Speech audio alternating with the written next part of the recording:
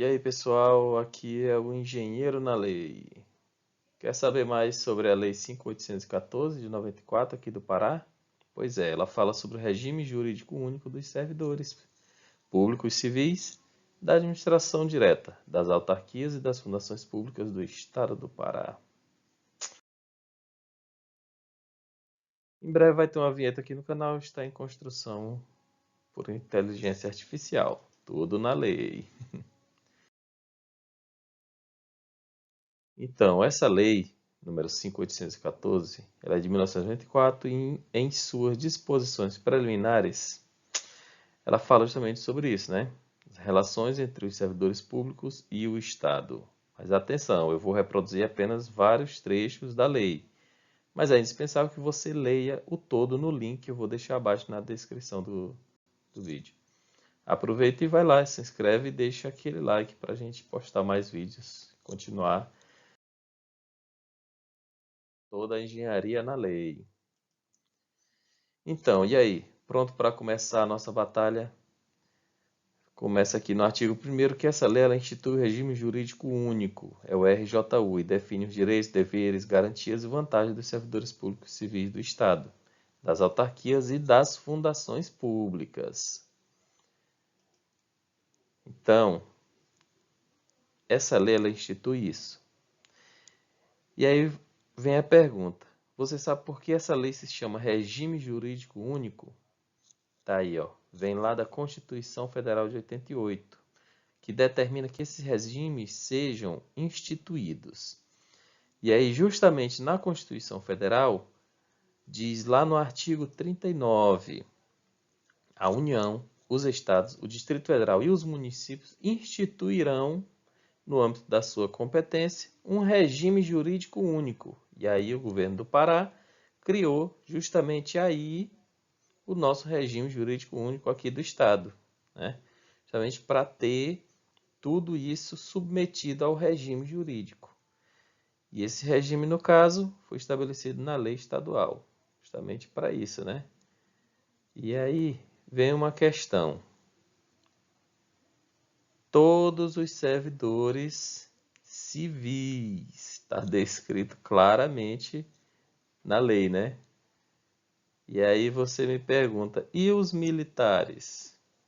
Pois é, meus amigos, nossos amigos militares não estão contemplados e nem os que sejam da administração indireta. Por isso que fala lá, define os direitos, deveres, garantias e vantagens dos servidores públicos civis do Estado, autarquia e fundações públicas. Então, a administração indireta não vai fazer parte, ok? Agora vamos falar um pouquinho sobre o parágrafo único que tem nesse artigo 1º, que ele fala justamente sobre isso. As suas disposições aplicam-se aos servidores do Poder Executivo, Legislativo e Judiciário, do Ministério Público e dos Tribunais de Contas. Ou seja, o RJU da lei não se aplica apenas aos servidores do Poder Executivo, que normalmente são a maioria, mas também aos outros órgãos estaduais, incluindo os demais poderes, incluindo o Ministério Público e o Tribunal de Contas. É a lei, né? E no segundo artigo, para fins desta lei, vai especificar que o servidor é a pessoa legalmente investida em cargo público. O cargo público é criado por lei, com denominação própria, quantitativo, vencimentos certos, com o conjunto de atribuições e responsabilidades previstas na estrutura organizacional que devem ser cometidas ao servidor. E a categoria funcional é o conjunto de cargos da mesma natureza de trabalho.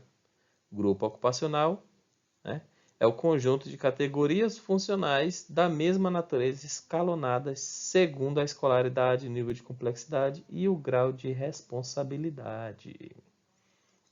E aí a gente chega aqui e percebe o quê?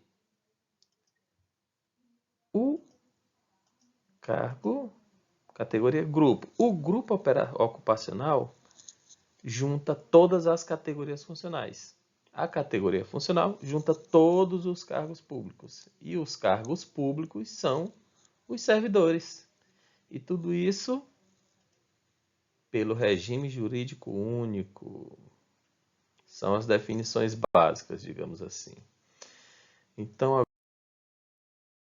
agora vamos para o terceiro artigo. Que no terceiro artigo aqui já diz, é lei. Então, se está na lei, tem que cumprir. É vedado cometer ao servidor atribuições e responsabilidades diversas das inerentes ao seu cargo, exceto participação assentida em órgão colegiado em comissões legais. Ou seja, é vedado designar servidor para exercer atribuições e responsabilidades diferentes do que ele foi contratado, do que ele assumiu o cargo dele legalmente. E aí, órgãos colegiados que ele pode participar, no caso, formado por mais de uma pessoa, e as comissões legais, por exemplo, um servidor do Tribunal de Justiça ser indicado para compor uma comissão de ética, por exemplo, né? Já no seu artigo 4º, fala do provimento, que é como preencher a vaga. Justamente no preenchimento da vaga, os cargos referentes a profissões regulamentadas serão providos unicamente por quem satisfizer os requisitos legais respectivos. Aí vem a questão. Você sabe o que é uma profissão regulamentada? Pois é, né? A profissão regulamentada é aquela que não pode ser exercida por qualquer pessoa, porque há normas que determinam critérios específicos. E aí vem os exemplos mais básicos e comuns, né? Advogado, ele tem que estar regulamentado pela OAB, um médico, ele está regulamentado pela CRM e um engenheiro está regulamentado pelo CREA. Beleza? E nos vemos no próximo vídeo, onde continuaremos com a Lei 5.810 de 94, aqui do Estado do Pará, com o artigo 5º no próximo vídeo. Não perca!